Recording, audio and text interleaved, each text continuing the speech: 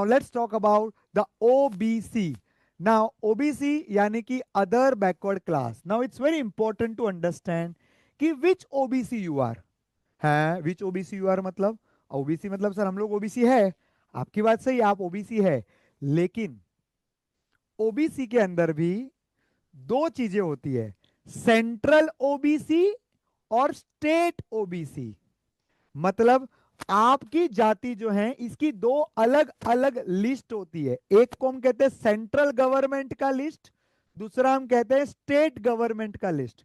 तो आपकी जाति ओबीसी किसके हिसाब से है, सेंटर के हिसाब से है कि महाराष्ट्र स्टेट के हिसाब से है. ये दोनों चीजें बहुत इंपॉर्टेंट है और दोनों के डॉक्यूमेंट्स अलग से बनाने पड़ते हैं. Alright, so let me first come to central list.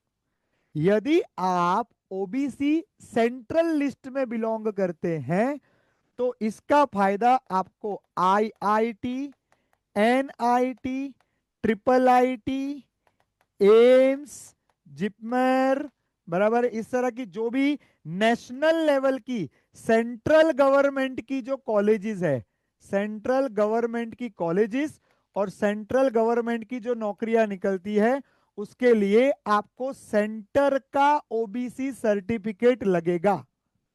देखिए ऐसा हो सकता है कि मैं ओबीसी हूं, सेंटर की लिस्ट में हूं, पर स्टेट की लिस्ट में नहीं हूं. ऐसा भी हो सकता है मेरे स्टेट वाले मुझे ओबीसी मानते हैं बट सेंट्रल गवर्नमेंट मेरे को ओबीसी नहीं मानता है. It is possible.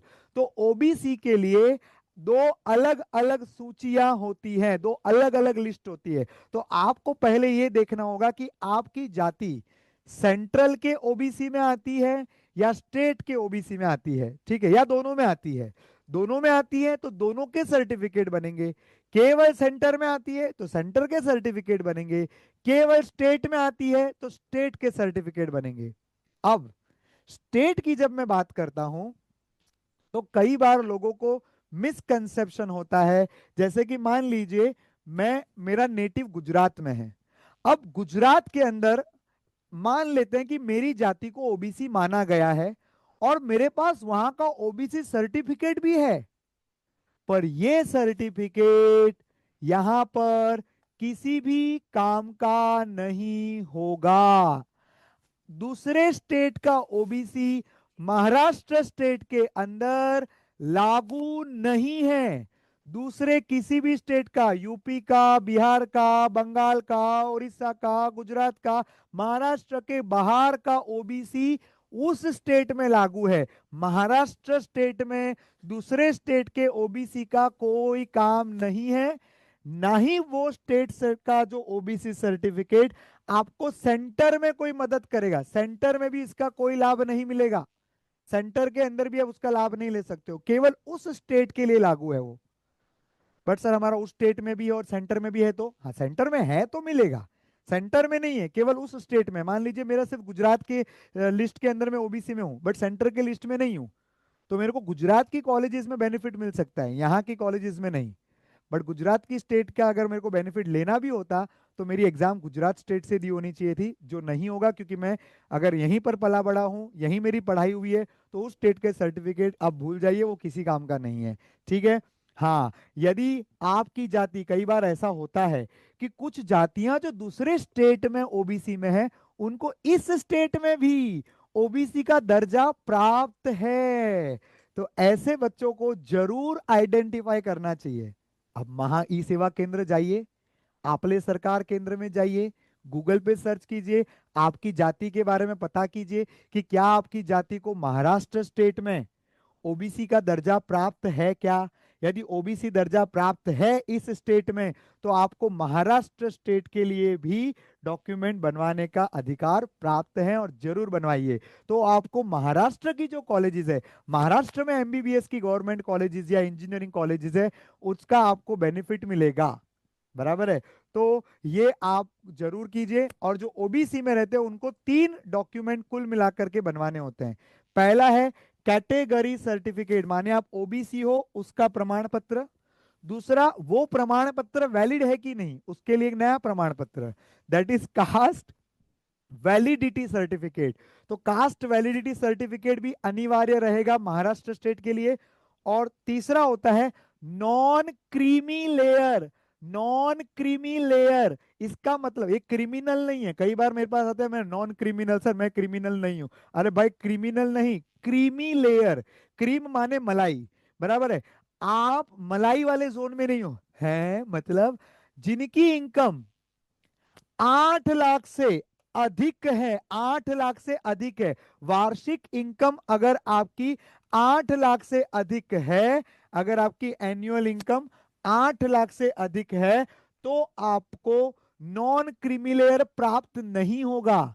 अगर आपकी इनकम 8 लाख के अबो है तो आप ओबीसी मत बनवाइए, क्योंकि एनीवेज आपको उसका कोई बेनिफिट नहीं मिलेगा। You will be treated as a general candidate. तो आपको ओबीसी का बेनिफिट लेना है तो आपकी इनकम 8 लाख के नीचे होनी चाहिए। सो 8 लाख से नीचे की इनकम वालों को ही नॉन क्रीमी लेयर का सर्टिफिकेट मिलेगा, जो कि अनिवार्य होता है ओबीसी बेनिफिट के लिए। सर तो मेरा सेंट्रल लिस्ट के लिए ओबीसी बनवाओ कि महाराष्ट्र के लिए? दोनों के लिए बनवाने का, अगर दोनों बन रहा है तो सेंटर का कैटेगरी सर्टिफिकेट और एनसीएल अलग से बनेगा, और महाराष्ट्र स्टेट का कैटेगरी वैलिडिटी और एनसीएल अलग से बनेगा। आपको चाहिए तो आप दोनों बनवाइए, यदि आप दोनों सूची में आते हैं तो दोनों ही बनवाना है। Okay, again non creamy layer की वैलिडिटी 3 साल की होती है, तो ये आपको 3 इयर्स तक वैलिड होता है। बट कई बार मतलब एडमिशन के टाइम पे वो लोग एडमिशन ईयर से 3 साल आगे तक की वैलिडिटी मांगते हैं, तब आपको रिन्यू करवाना पड़ सकता है। रिन्यू करवाना पड़े तो भी करवाइए, क्योंकि बेनिफिट बहुत मिलने वाले हैं।